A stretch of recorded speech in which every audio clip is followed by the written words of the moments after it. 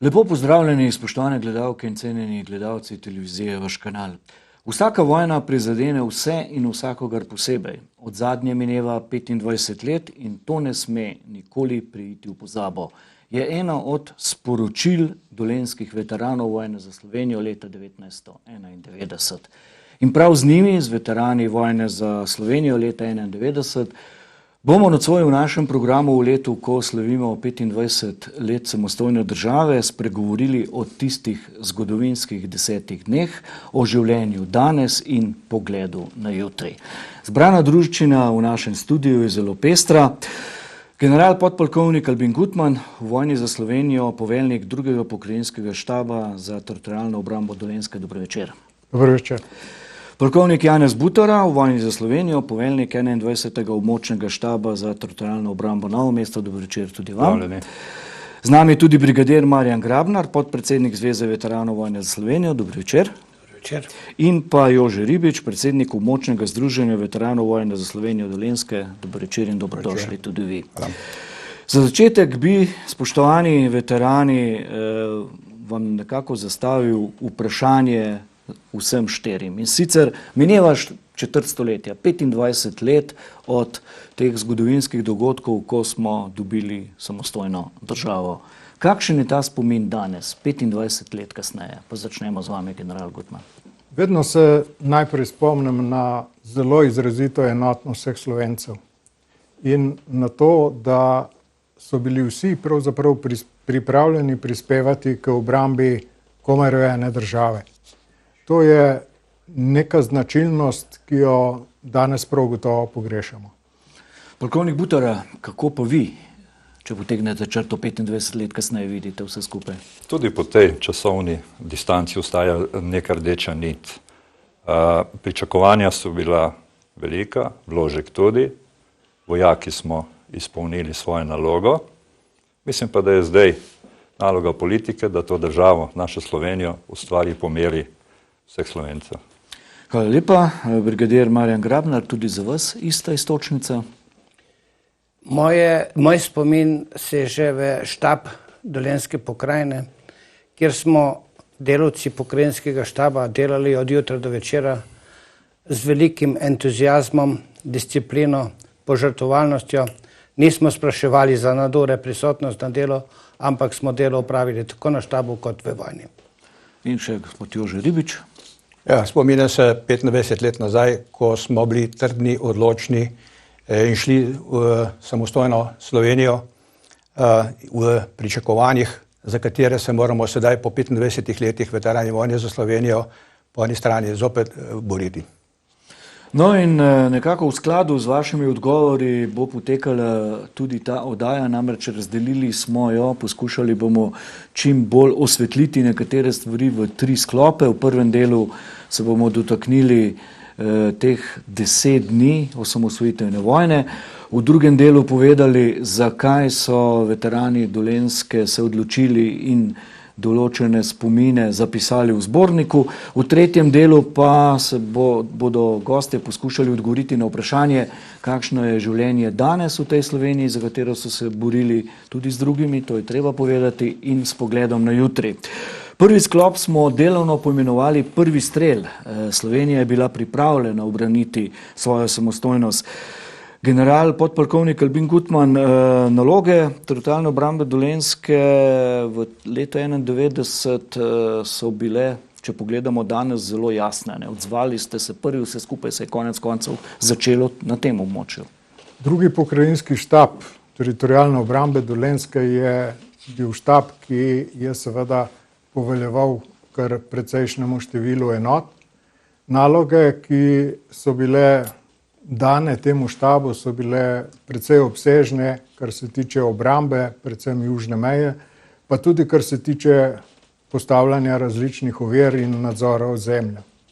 Dolenjska pokrajina je bila značilna tudi po temu, da je bilo na njenem ozemlju kar precej enot jugoslovanske armade, med njimi tudi letališče Cerklje, ki je bilo edino vojaško letališče v Sloveniji, in pa tudi potem, da je Dolenjska od nekdaj bila nekakšen vhod v Slovenijo z juga. To se je pokazalo že prvi dan, ko so iz Hrvaške poskušale prodreti na območje Dolenjske dve oklepni koloni, ena na smeri Rigonc, kjer je bila tudi ustavljena, druga čez Gorjance proti Novemu mestu, kjer smo jo ustavili na Medvedjeku. To sta morda danes najbolj znani točki nekih spopadov, čeprav na Dolenjskem poznamo še kup drugih pomembnih elementov, ki so bili vezani na obrambo od Medvedjeka, Krakovskega gozda, Prilip, pa tudi seveda na tiste rešitve, ki niso bile pravzaprav vezane na spopad, kot je Vražji kamen in Otovec.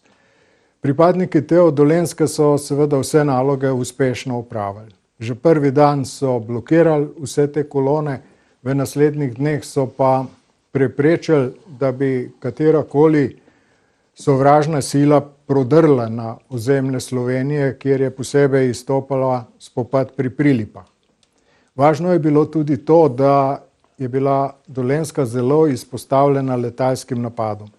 Z raketnimi napadami so delovali po Medvedjeku, po Krakovskem gozdu, z letalskimi bombami po območju Kočevja in seveda tudi po območju razporeda ovir pri Prilipah.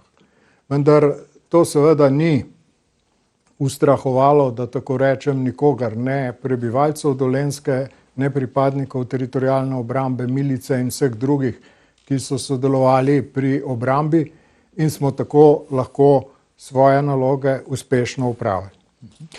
Polkovnik Janez Butar, pomembno vlogo pri vseh teh stvareh, o čemer je sedaj govoril general Albin Gutmann, je zanesljivo odigral tudi 21. območni štab TO Novo mesto. Ja, o vseh teh dogodkih, o katerih je govoril general Gutmann, so bile vključene enote poveljstva in enote 21. območnega štaba. Za začetek naj povem, da je 2 meseca pred osamosvojitvijo prišlo do organizacijskih sprememb, tako da se je občinski štab ne samo kozmetično preimenoval v območno poveljstvo, prišlo je do fuzije s trebanskim občinskim štabom. To se pravi večja cona odgovornosti, več enot. So pa v vseh teh spopadih, blokadah, se pravi na tem območju so bile naše enote iz 21. območnega štaba, pa tudi seveda prištabne enote pokrajinskega štaba. Vse tiste znanje, ki smo ga pridobivali prej,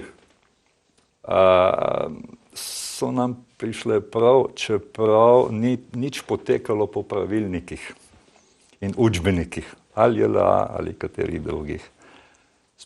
Dogodki so se odvijali spontano, tempo je bil velik, tako da smo se prilagajali situacijam. Pozitivna stvar je bila to, da smo se dobro poznali med sabo, da je bila subordinacija potekala brez težav, da nismo dovolili, da se nam umešavali iz Ljubljane koordinacijske skupine, pa razni politiki. Veljala je beseda med poveljnikom pokrajine in med mano. Večinoma so se te stvari odvijale kar po telefonu. Prvi dnevi so bili zelo težki. Kot sem že povedal, specifična vojna, takšne ne boste najdel v nobenem učbeniku, na drugi strani JLA, veste, kakšne so bila razmerja, ne samo v sili in v ognjeni moči, tudi zgodovinskega konteksta. Naše enote, prva je bila na udaru jurišni odred, ki je bil poslan na Medvedjek.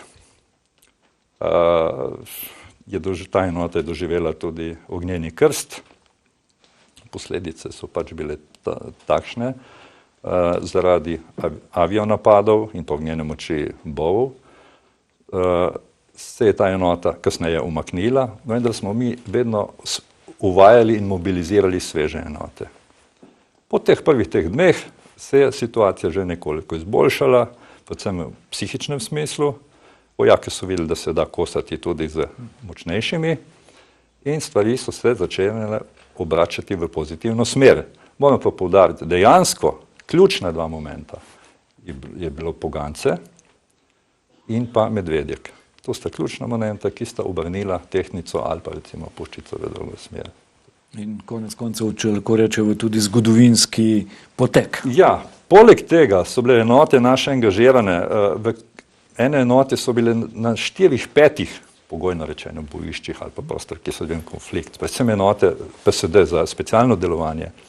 In še ena ugotovitev je, da tiste enote, ki so ostale cele še iz prejšnjega obdobja, so imele manj težav, manj izgub. Tiste, ki smo jih morali pa zadnje 2 meseca, zaradi nekega lomastenja in neznanja nadrejenih, so pa težje prenašale te boje, ampak kasneje, čez par dni so se te zadeve umirile. Če zaključim, mislim, da smo uspešno upravili to nalogo, lahko bi bilo na vse zadnje boljše, lahko bi bilo na vse zadnje tudi slabše, vendar rezultat je pravi. Brigadir Marjan Grabnar, vi ste že uvodoma nekako navezali svoj pogled na delo v pokrajinskem štabu te Dolenjske. Vse to je bilo nekako potrebno koordinirati, voditi in usmerjati in kot je rekel vaš predhodnik, glede na razplet dogodkov se tudi hitro odločati. Ja, najprej moram povedati, da je general Gutman bil imenovan v oktobru 90 za komandanta te Dolenjske, ki se je organizacijsko precej povečalo, vzeli smo kompletno pokrajino Posavje in del Kočevske, tako da je general oziroma naš komandant vojni moral najprej formirati štab, ki se je sestavil iz bivšega pokrajinskega štaba Dolenjske in Posavja in del častnikov iz civilne strukture, ki so bili pa v vojaški obveznosti kot rezervisti. Tako da smo že v začetku leta potem 91 formirali štab, ki pa ni imel čas, da bi se dolgo uvajal v delo, ampak je bilo delo nemudoma na polno. Že v februarju 91 smo izvajali štabno vojno vajo Kobra 1. V njej smo predvideli intervencijo enot JLA na smeri Zagreb, Brežice, Novo mesto, Ljubljana in na smeri Karlovec, Metlika, Novo mesto, kar se je potem v vojni tudi zgodilo. Že marca 91 smo izvajali premik 91, vojaško-taktično vajo premik 91, v kateri smo del sil iz Primorske premestili na Dolenjsko, tem je precej znanega. Seveda smo potem intenzivno delali na vseh načrtih, ki so bili potrebni za kasnejšo vojno. Najprej smo delali na ukrepih pripravljenosti, potem smo delali na načrtu oviranja, ki smo ga poimenovali GAMS, v katere smo vse smeri, o kateri smo delali, natančno opredelili, kje bojo oviranje in ostavljene enote JLA. Naslednji pomemben je bil načrt varovanja meje Kamen 4, s katerim smo predvideli varovanje naše meje z Republiko Hrvaško, takratno od Bizeljskega do Osilnice v dolžini 280 km, na kateri smo 3krat posedeli z našimi enotami cirka moči enega bataljona. Naslednji je bil recimo varovanje objektov infrastrukturnega pomena za Slovenijo, kot je pri nas elektropodjetja, PTT-ji, štabi, upravni organi. Varovanje, blokada objektov JLA, poimenovani ROK. In seveda izvajali smo še načrt izvez Kremen, izvajali smo pa vse skozi intenzivno usposabljanje pripadnikov enot vojnih sestave v učnem centru Bajnov, kjer smo do junija 91 preko 1000 pripadnikov vojne sestave pripravljali neposredno na vojno. Tako da mislim, da smo z načrtovanjem vseh aktivnosti uspešno pripeljali potem 10-dnevno vojno do zmage. Jože Ribič, civilna obramba je tudi imela nekako pomembno vlogo v vsej tej zgodbi, ko se je pač zaznalo, da se znajo stvari iti v nepravo smer. Ja, izredno pomembna v sami svoji osamosvojitveni vojni je bila tudi seveda komponenta, kjer smo imenujemo civilna obramba ali pa civilne strukture v sodelovanju z seveda z našimi oboroženimi silami, z enotami TO. Civilna obramba se je že tudi v preteklosti, oziroma od leta 1982 v samem zakonu o splošni ljudski obrambi, še v bivši državi, organizirala po delovnih organizacijah, krajevnih skupnostih in vključevala vse strukture v obrambne namene, sicer v obrambne namene takratne države, smeri vzhoda-zahoda, no kasneje pa smo to v samih civilnih strukturah preredili na naš ožji način, tako da smo izločili, takrat pomoč Jugoslovanski ljudski armadi in se usmerili samo v teritorialno obrambo. Teritorialna obramba ni imela svojih vojašnic takrat, ni imela svojih vozil na razpolago, obvezniki so bili rezervisti. Vse to je omogočila potem civilna obramba ali pa civilne strukture, ki so omogočale, da so enote teritorialne obrambe takrat normalno delovale. No, istočasno se vključevala tudi, kot bi rekel, od civilnih struktur, tudi civilna zaščita z svojimi zaklonišči, svojimi obveščevalnimi podatki in tako naprej, narodna zaščita v varovanju. No, in če bi rekel nazadnje, da je civilne strukture so bile izredne pomembna komponenta v osamosvojitveni vojni, moram reči, da se lahko v tej priliki dejansko tudi zahvalimo vsem, ki so takrat sodelovali, posebno tudi občanem, ki jih včasih tudi pozabimo, da se je vojna za Slovenijo tako hitro končala. V tem prvem sklopu nekako za sklepno misel bi vas, general podpolkovnik Albin Gutmann, vprašal tole. Zdaj, ko sem vas poslušal, ste vsi vsak na svoj način poudarili eno zelo pomembno zadevo, ne? Ko ste se zavedali, da bo potrebno se upreti na svoje znanje in na svoje sile, niste pustili, da bi nekdo tretji se malce umešaval pa vam poskušal nek način dirigirati, dajmo zdaj to, ampak ste rekli, tole bomo mi zrihtali tako, kot znamo in zmoremo. Ja, veste, teritorialna obramba je svoj čas bila tudi občinska vojska. Torej, občine so bile tiste, ki so skrbele za to, da je bila teritorialna obramba kadrovsko popolnjena in tudi materialno opremljena. V letu 1991 pa je teritorialna obramba v bistvu postala nekaj drugega. To so bile oborožene sile Republike Slovenije, torej državna vojska, ki smo jim mi sicer rekli še teritorialna obramba, v bistvu pa je šlo že za oborožene sile neke nove države. Vzorci nekega ravnanja in nekega vpliva so pa še ostali.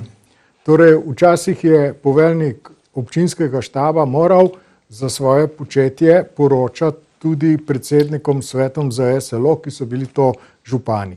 Te naveze so ostale in so se še okrepile po mesecu maju, ko je prišlo do tistega zoglasnega odvzema orožja in so štabi nekako obstali ob strani. Upravni organi za obrambo so takrat imeli zelo dobro vodenje, medtem ko štabi ne. Republiški štab je nekako prenehal funkcionirati v smislu nekega poveljevalnega organa in potem so se po občinah začeli poveljniki obračati na predsednike občin.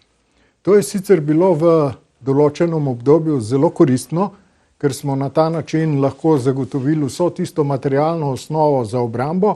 V vojnih spopadih je pa to včasih moteče. To je skozi tek 10 dni se razvilo v neko tako obliko, da je potem celo predsednik predsedstva poslal neko odredbo, s katero je določil, da so za vsa bojna delovanja odgovorni tisti, ki vodijo vojaška poveljstva. Na Dolenjskem smo seveda, glede na to, da smo zelo dobro poznali tudi strukturo županov in celoten sistem obrambe, že na začetku presekali z takimi variantami, tako da je seveda vse lahko izredno hitro teklo. Vse se je dogajalo zelo hitro in intenziteta obremenitev je bila ogromna in ni bilo seveda veliko časa za razna sestankovanja in razmišljanja in spremljanja vseh tistih, ki bi radi še svoj prispevek pripomogli. Čeprav se je to ves čas pojavljalo. V Prilipah smo recimo morali ustaviti naše delovanje zaradi tega, ker se je občinsko vodstvo umešalo v ta spopad in je celo prišel župan v Prilipe na teren in seveda potem moraš vse aktivnosti prenehati. Podobno je bilo tudi na Medvedeku, ko je med kolono JLA nekako prišlo veliko civilistov. Se pravi, v takem okolju seveda ni mogoče nobeno bojno delovanje in zato smo se že takoj prvi dan odločili, da to zelo strogo spoštujemo, kar nam je več ali manj tudi do konca uspelo. Tako, v tem prvem delu, spoštovani, ki nas spremljate, smo poskušali urisati morda kakšno stvar, ki jo še iz zapisov in vsega, kar je bilo o 10-dnevni vojni za področje območja Dolenjske že povedanega, zapisanega, videno, ni bilo znano. Sedaj pa bomo prešli pa v sedanji čas in sicer ob 20-letnici območnega združenja veteranov vojne za Slovenijo Dolenjske so veterani iz Dolenjske izdali zbornik, v katerem so zbrana številna pričevanja ljudi, ki so nekako vojno doživeli osebno, poleg seveda tudi ostalih strokovnih člankov, ki so sestavni del zbornika. Pa bi najprej vas, brigadir Marjan Grabnar, podpredsednik Zveze veteranov vojne za Slovenijo, vprašal, že v letu 2013 ste Zveza veteranov vojne za Slovenijo dali pobudo za začetek posvetov o vlogi teritorialne obrambe pri ohranjanju novo nastale države takrat. Ne? Zakaj je bilo to potrebno začeti s temi posveti? Zdaj nadaljujejo, izdajajo se zborniki, tudi v drugih regijah bodo pa zborniki izdani. Mi smo na Zvezi veteranov vojne za Slovenijo ugotovili, da je potrebno to storiti zaradi tega, da ohranimo zgodovino resnično. Prvi tak posvet smo naredili v Državnem svetu junija 2013, potem na Dolenjskem oktobra 2013, nadaljevalo se je v Pomurju, potem na Gorenjskem, Južnoprimorskem, Severnoprimorskem, mi na Dolenjskem pa smo to ponovili tudi letos januarja. Vsak tak posvet bo zaključen z izdajo zbornika. Tako da zdaj trenutno imamo že republiški zbornik, 2 zbornika na Dolenjskem in enega v Pomurju. Letos sledijo še zborniki Južnoprimorska in Severnoprimorska in Gorenjska. Upam pa 2017 zaključimo z ostalimi pokrajinami. Na ta način bomo omogočili tudi v procesu izobraževanja v srednjih šolah, da se učni programi prilagodijo in da se uporabljajo tudi zborniki, ki smo jih pripravili mi na Zvezi veteranov in pokrajinskih odborih. Namreč ugotavljamo, da v učnih procesih, v učnih programih vojna za Slovenijo ni primerno obdelana. Jaz osebno sem obdelal 7 temeljnih učbenikov za srednje šole in ugotovil, da o vojni za Slovenijo praktično ni ničesar. Praktično. V nekaterih učbenikih so celo napake, tam ne bi zdaj jaz bremenil občinstvo, vendar, če pogledamo učbenike, recimo je o Titovi smrti, je o temelju ustavne listini, je o ustavi, je o pisateljski ustavi in tako naprej, o sami vojni pa ne. Zato želimo dolgoročno, da se prvič učni programi dopolnijo in da se učbeniki ustrezno opredelijo tudi s pomočjo naših zbornikov. No in zbornik, ki so ga izdali veterani na Dolenjskem, je tudi tukaj v našem studiu. Predsednik območnega združenja veteranov vojne za Slovenijo Dolenjska Jože Ribič. Nekaj smo že slišali od vašega predhodnika, zakaj zbornik, ampak neka odločitev, zakaj zbornik, pa tukaj na Dolenjskem je pa tudi morala v vašem združenju biti, ne? Sigurno, mi smo se pridružili takoj k tem, da tudi na Dolenjskem pripravimo posvete in izdamo zbornik v najkrajšem času, s tem, da v samem zborniku smo povabili k sodelovanju, če pogledamo zadnjega, preko 50 avtorjev oziroma prispevkov, naredili 2 tako imenovana posveta, kot je to povedal brigadir Grabnar. In zbornik je tako nastal z približno 730 stranmi in izdan preko 1000 izvodov.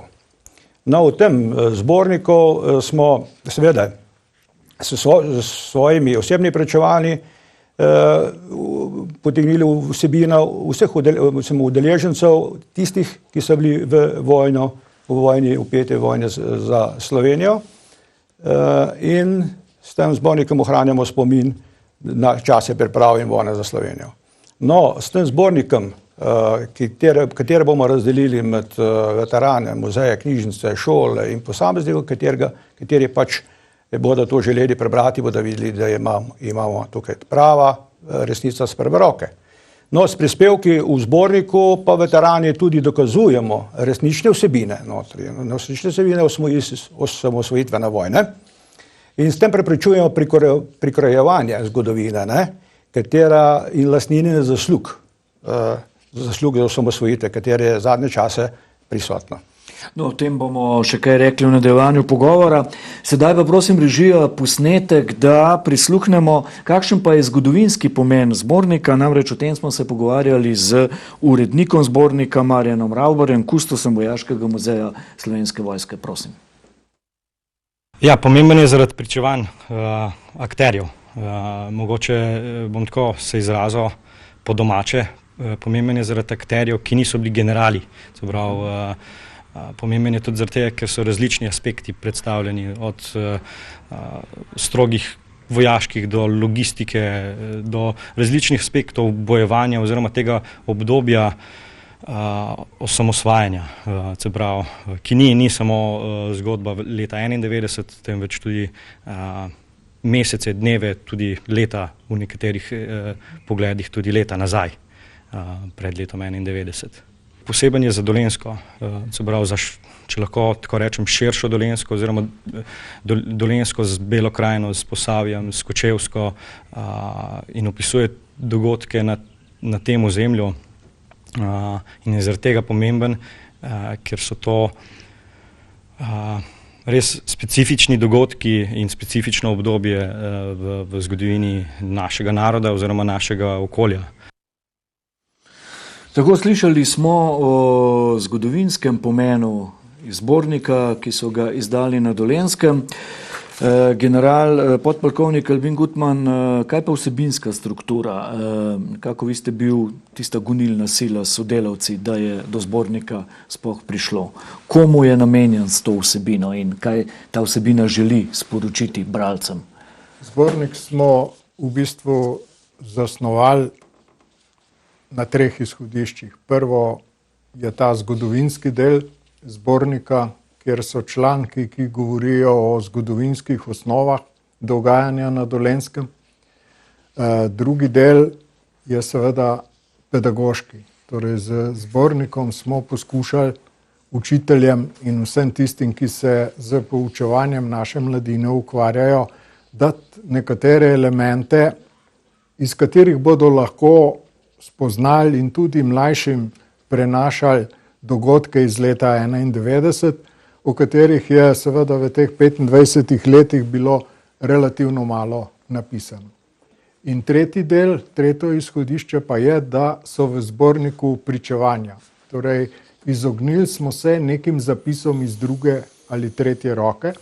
Vsi, ki so svoje prispevke napisali, so bili udeleženci vojne, so bili udeleženci dogodkov, o katerih pišejo. Torej, v zborniku pišemo o sebi, ne pišemo o drugih, kar nam bo morda kdo zameril, ampak mislim, da so ravno ta pričevanja tisti del, ki je pomemben za ohranjanje in spomina, na vse zadnje pa tudi pomemben za to, da se ohrani nek dogodek, ki ga zgodovina potem lahko tako ali drugače proučuje.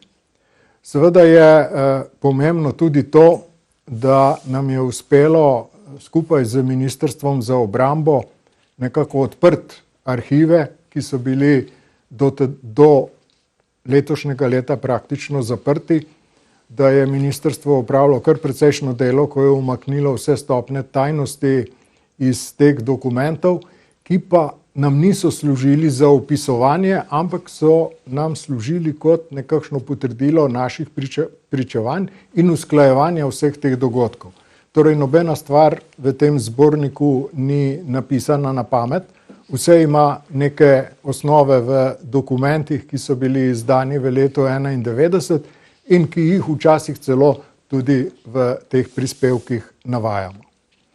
Značilnost tega zbornika je pa seveda tudi ta, da smo mi v drugem delu vnesli v zbornik tudi dogajanja, če tako rečem, z druge strani. Torej, kaj se je dogajalo v ljudeh, ki so bili tisti čas v službi v Jugoslovanski ljudski armadi ali pa so tam služili vojaški rok. Tako imamo tukaj pričanje nabornika, ki je pobegnil iz Jugoslovanske ljudske armade, imamo pričanje ljudi, ki so službovali na letališču Cerklje in pa seveda tudi v tisti enoti, ki je na vsezadnje prišla čez Gorjance. Te prispevki so pomembni predvsem zato, da vidimo, kakšen je bil odnos teh ljudi do domovine, kako so ravnali, kako so ukrepali in seveda tudi to, da spoznamo, kako je bilo za ograjah teh vojašnic in seveda, čemu vse so bili te ljudje takrat izpostavljeni, da so lahko opravili, da tako rečem, svojo domoljubno dolžnost. Seveda se je treba zavedati, da pisci vseh prispevkov nismo pisatelji, nismo izšolani pisci in je seveda včasih morda kakšna stvar malce po domače zapisana. Jaz sem sicer v svojem uvodniku zapisal, da se včasih knjižni jezik umakne naši znani dolenščini, ampak bistvo je, da se ohrani resničnost dogajanj, resničnost teh opisov in da seveda lahko bralec, ki bo prebral ta zbornik, res dobi eno dokaj dobro in široko sliko in vpogled v vsa dogajanja v letu 1991. Zbornik je dejansko obsežen, ampak na Dolenjskem je bilo zelo veliko dogodkov. Jaz sem zadnjič v delu zasledujem te članke neznanih herojev oziroma dajmo imena neznanim junakom. Na Dolenjskem je bilo takšnih junakov več kot 8000. Vsi so aktivno sodelovali, nekateri skoraj v vseh spopadih od Bogancev, Medvedeka, Krakovskega gozda in prav je, da se vsa ta doživetja tudi zapišejo. Včasih slišim, da se z znanjem iz preteklosti ne da dobiti nobene nove bitke. To je res, ampak vse vojske v svetu svoj moralni duh, svoja etična načela gradijo na dogodkih, na bitkah iz preteklosti in pa seveda na ljudeh, ki so te bitke izbojevali. Janez Butar, tudi vi imate, rekel, zelo zanimivo razmišljanje o zborniku, pogled. Tako eno črto boste potegnili od štaba TO Novo mesto pa do območnega štaba TO Dolenjske. Ja, tole seže nekaj časa že nazaj, v zgodovino. Na kratko sem v uvodniku risal sam nastanek teritorijalne obrambe, pravi po tisti znameniti češki krizi z rusko intervencijo, kako je nastala teritorijalna obramba. To so bile republiške vojske. Ta obdobja sem podelil v 3 faze. Prvo je bil glavni štab, glavni štab v Sloveniji. Potem v drugem obdobju je vzpostavljanje strukture, se pravi iz conskih so se organizirali pokrajinski štabi, iz pokrajinskih na niže občinski štabi. Koncem 80 let je bil ta proces zaključen. Takrat je tudi nastal občinski štab TO Novo mesto. Je eden večjih v pokrajini in tudi v Sloveniji. Moram povedati, da je bilo delo izziv. Vsi smo končali več ali manj šolo za rezervne častnike in pravi užitek je bilo hoditi v službo. To je danes prava realiteta, redkost, da vsak dan čakaš naslednji dan. Uživali smo ob nastajanju enot in poveljstev, zadolženi smo bili za oblikovanje, se pravi popolnjevanje, za opremljanje in za glavno nalogo seveda v miru, to je usposabljanje. Lahko si opazoval skozi časovne segmente, kako se je recimo kvaliteta enot dvigala, kako se je bojna pripravljenost dvigala. Tukaj ni nekdo si pač predstavlja rezervisti, Teo, neka druga liga. Poglejte, naši starešine in poveljniki so bili menedžeri, so bili ravnatelji, so bili inženjeri, so bili učitelji in s tistim predznanjem iz vojaščine so bile to odlične enote. Mi nismo imeli problema za udeležbo na vajah.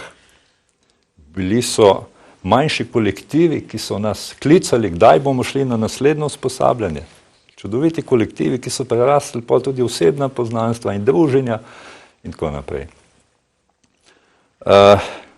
V tem obdobju od 80 let naprej, seveda ob podpori občinskih struktur, se je tudi nivo oziroma opremljenosti in oborožitve začel izboljševati. Trofejno orožje smo umikali v kot, prihajalo je novo avtomatsko, protioklepno, protiletalsko. Moje prvo delo je bil kot personalc, oziroma odgovoren sem bil za mobilizacijo. Še nekaj, primerjalno gledano v Sloveniji, odziv tudi na mobilizacijske vaje, v našem močnem štabu, pogledajte, je bil od 80-90%, Ljubljana lahko sanja o tem. In pa tudi odziv na vojaške vaje. Proti koncu 80-ih let smo imeli tudi dve večji vaji, tudi koordinirali z Hrvaško in takrat so nekateri že nekako ubrisali neki preizkus kanaliziranja enot, oziroma v primeru, no takrat je bilo rečeno z agresije z Zahoda, ne? Nekateri smo pa že razmišljali, da je to mogoče pa že generalka za mogoče kakšne kasnejše delovanje. Omenil sem tudi sodelovanje z Jugoslovansko ljudsko armado, tukaj v Novem mestu, odnosi so bili prav dobri, medsebojna pomoč, tako da tisto obdobje, veste, ko se je lomilo, ne, smo vsi doživljali vsak po svoje. Ne? Ampak vedno, ko sem prišel ali pa ko smo prišli v dilemo, odločilni ja ali ne in zakaj in kako, je bil plebiscit. Če se ljudstvo odloči 90 in še toliko procentov, halo, kaj imamo vojake v tem za debatirati? Stvari so bili težke. Vendar smo tudi v tistem obdobju najdli, kot pravi general, tudi tisto človeško razumsko plat, da si se vedno postavil v kožo tistega nasprotnika. Ne? Veste, mi smo le vojaki in vemo, kako se oni počuti. Ne? In kot sem že prej omenil, je prišlo pa 90 na 91 ne, do določenih potez, verjetno ali z neznanja ali kakorkoli, da smo opustili oziroma razpustili ene enote, ki so šle skozi cikluse, 5-letne, 10-letne cikluse. To je najmanj, kar lahko, veste, ker v 5 letih je bilo enodnevno usposabljanje, mobilizacijsko, dvodnevno in pa tedensko ali pa 10-dnevno. Ne? In mislim, da je bila politična odločitev, ne? Da se mlajši, da se nove enote formirajo iz mladih, črpali smo pa iz partizanskih enot JLA. In zgodilo se nam je to, da smo neposredno pred vojno mogli formirati, ne formirati, tudi oblikovati, usposobiti in opremiti. In tam je nastal problem. Homogenost enot. Orožje lahko kupiš, lahko ti ga kdo pripelje, enote ne moreš čez noč formirati. In te enote so najteže potem preživele tiste začetne obdobje. Lejte, to so izkušnje, ki jih doživiš enkrat. No in o teh vaših izkušnjah ste seveda zapisali v pričujočem zborniku, da pač ne gre v pozabo. Če še to dopolnim. Moj princip je, ne želim nobenega lakiranja, nobene kozmetike. Čisto, jasno, glasno. Dobro. No, v zadnjem delu bomo tudi čisto jasno in glasno povedali, kako pa veterani vojne za Slovenijo leta 1991 vidijo življenje v Sloveniji danes. Nekaj smo o tem že začeli ta pogovor in zdaj bomo pa zelo konkretno to seveda tudi zaključili. Podpredsednik Zveze veteranov vojne za Slovenijo, brigadir Marjan Grabnar, članstvo je zelo raznoliko, iz cele Slovenije, veliko vas je. Ta socialni pristop, domoljubje, povezovanje je zelo pomembno in vodstvo Zveze veteranov Slovenije želi prisluhniti svojim članom. No, Zvezo veteranov vojne za Slovenijo sestavlja 13 pokrajinskih odborov in 57 območnih združenj. V našem združenju v zvezi je 25.000 članov aktivnih, razumemo kot da plačujejo članarino, in več ali manj so to teritorijalci s statusom vojnega veterana, niso neki ljubitelji in tako naprej. Ne. So bili naši borci iz Medvedjaka, Krakovskega, Radgone, Severne Primorske, skratka iz cele Slovenije. Seveda je pri nas ni pomembno, ali si take ali drugačne barve, pri nas je pomembno, da si veteran s statusom, da gojiš tiste vrednote, za katere smo se borili 91. leta. Seveda je v naših društvih po terenu tudi veliko ljudi, ki se težko prebijajo skozi življenje. Zato želimo z nekaterimi pogovori z Ministrstvom za delo in z Ministrstvom za obrambo tudi izboljšati socialni položaj naših veteranov. Kot veste, smo se 3 leta prizadevali, da vrnemo pravico do dodatnega zdravstvenega varstva. Pomagamo v obliki socialnih pomoči. Skratka, ta socialni vidik je za nas zelo pomemben in upam, da bomo z sistemskimi ukrepi pomagali našim veteranom. Jože Ljubič, predsednik Združenja veteranov vojne za Slovenijo Dolenjski veterani, ste zelo aktivni in koliko vem, imate kar veliko načrtov za prihodnost. Tako je. Na Dolenjskem letos praznujemo tudi svojo 20-letnico, ki smo jo počastili slovesnostjo pretekli teden na Otočcu, in jaz sem zelo vesel, da ta organizacija skupaj, vsi skupaj, da doživlja, dosti velike uspehe, se prizadeva v uresničevanju svojih temeljnih nalog, ko so ohranjene spomina, domoljubje, povezovanje in seveda tudi skrb za same veterane. No, nas je 650 tukaj aktivnih članov, delamo z letnim načrtom dela in bi lahko naštel par aktivnosti, ki jih peljemo, naprimer pri ohranjanju spomina, to, kar lahko rečem, smo v teh letih 20 sodelovali, postavljali 3 spomenike, 12 spominskih obeležij, izdali 2 zbornika. Zadnji zbornik je darilo dolenjskih veteranov Republike Slovenije ob njenim 25. rojstnem dnevu. Potem organiziramo razne strokovne ekskurzije, izlete, slovesnosti in tako. Udeležujemo se tudi drugih nam, sorodnih veteranskih in domoljubnih organizacij, s katerim dobro sodelujemo. Policijsko veteransko društvo Sever, Društvo vojnih invalidov Dolenjske Bele krajine, Zveza slovenskih častnikov, ne smem pozabiti Slovenske vojske. Tako da v teh smereh smo dosti aktivni. Kar se tiče domoljubja, znotraj navzven, veterani smo vsi domoljubi. Če ne bi bili domoljubi, tudi veterani verjetno ne bi bili. No, kar se tiče pa skrbi za naše veterane, moram reči, da smo se kar morali dolgo časa boriti, da smo dobili vsaj neki del teh veteranskih pravic nazaj, katere so bile z eno potezo roke vzete zloglasnim ZUJF-om in borili smo še naprej. Tako da dobimo tisto, kar nam veteranem je bilo oduzeto neopravičeno, oziroma tisto, kar je država dala nam za zasluge, tiste, kar smo vložili v leto 1991. No, veterani mislim, da imajo že tudi dovolj teh prerekanj, raznih zaslug in ne vem kaj še. Zadnje čase, kar poslušamo, in bi raje šli mogoče kaj drugega, da bi bilo bolj urejeno za veterane, zdravstvo, da bi za šole, za vse tisto, kar so imeli leta 1991, ko so šli v prvo linijo v svojih mislih.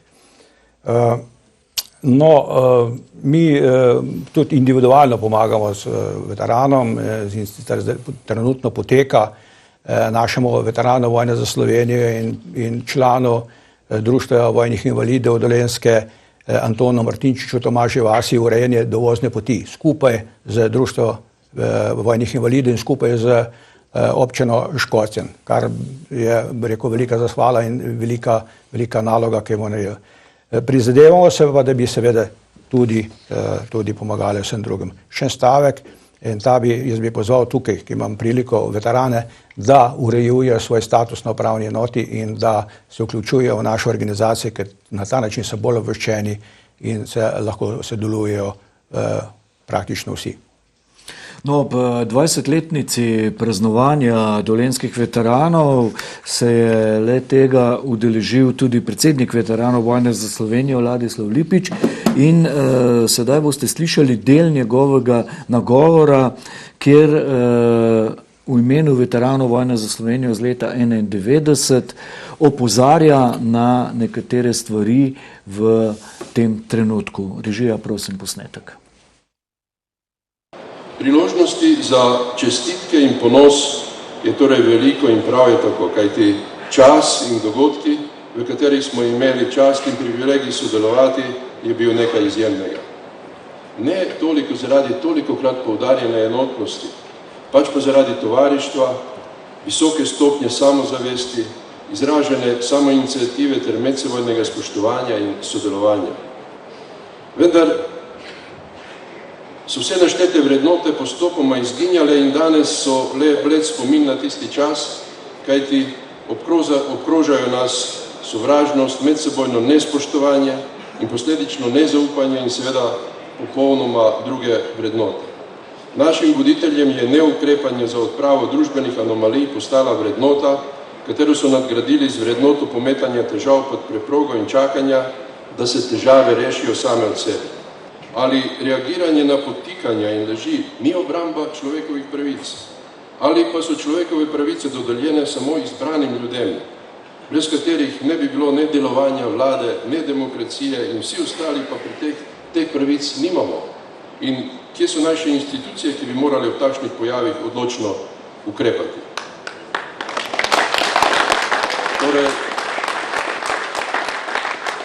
Torej tudi danes zastavljam vprašanje sebi in seveda tudi vam, ali biti tiho, ali skloniti glavo ter gledati ter poslušati laži, zanikanje prispevkov drugih procesov samosvojitve ter početje, ko se na vabila za različne dogodke zapišejo imena nekoga, ki za to ne ve nič in ko se na že postavljene spominske obeležja lepijo znaki neke druge organizacije, ki si lasti vse zasluge za osamosvojitev.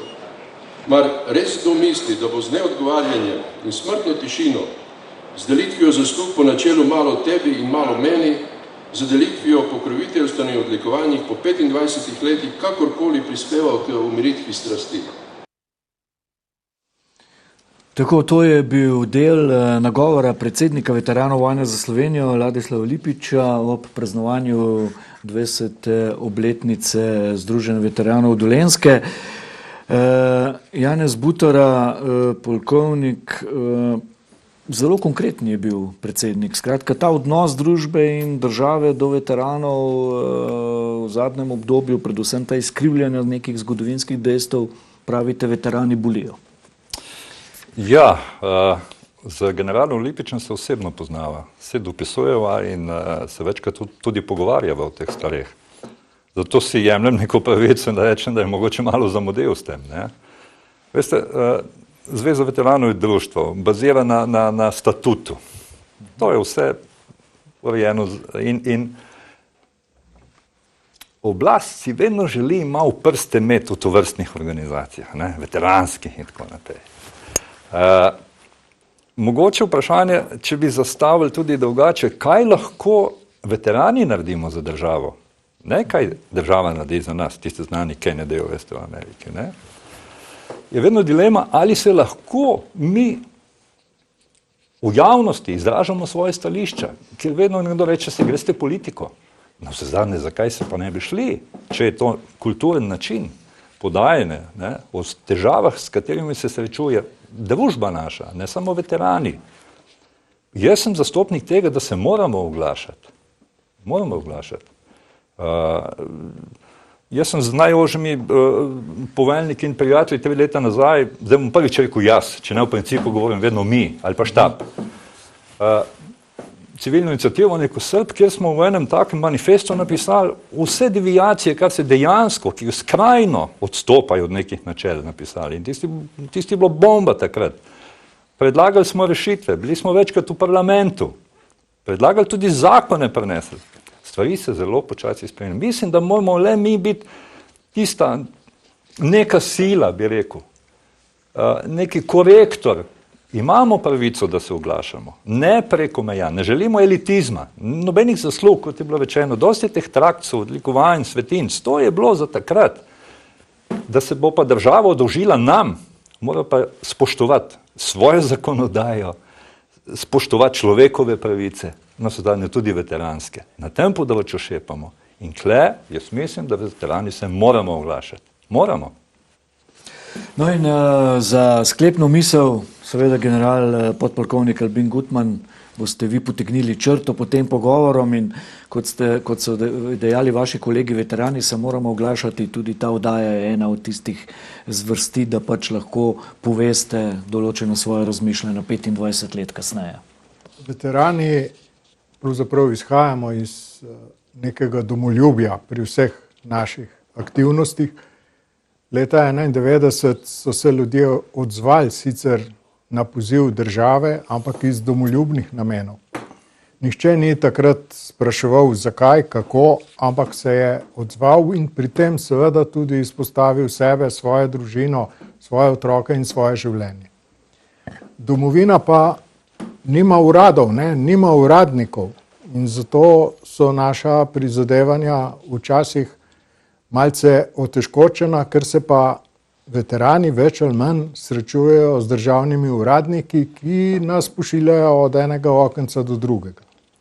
Jasno je, da tudi ta zbornik pomeni nek glas veteranov. Pomeni, da poskušamo le dati možnost tudi mladim generacijam, da nas ne gledajo samo po tisti definiciji veteran, odslužen vojak, ampak kot ljudi, ki se skušamo prizadevati, da bo ta svet tudi za mlade jutri boljši. In seveda tu gre tudi za to, da bodo vsi te mladi s ponosom gledali na Slovenijo, na naše boje leta 1991 in da bodo z nekimi pričakovanji lahko gledali tudi v prihodnost. Podobno je v Slovenski vojski. Danes nismo nič rekli o njej, jaz bom samo še 2 besede o tem medsebojnem sodelovanju. Z brigadirjem Grabnarjem sva pred kakimi 14 dnevi na temo Medvedjaka, Pogancev in še nekaterih dogajanj sodelovala pri njihovem usposabljanju, ki ga oni imenujejo učenje iz izkušenj. To je bilo okrog 50 podčastnikov, ki so bili na tečaju za podčastnike in okrog 50 kandidatov za častnike. Vsi so imeli fakulteto z različnih poklicev. Moram reči, da so vso to tematiko zelo dobro obdelali, zelo dobro jo poznajo in da sploh ni bilo zaslediti nekega, bom rekel, odvečnega ali negativnega odnosa do nas veteranov.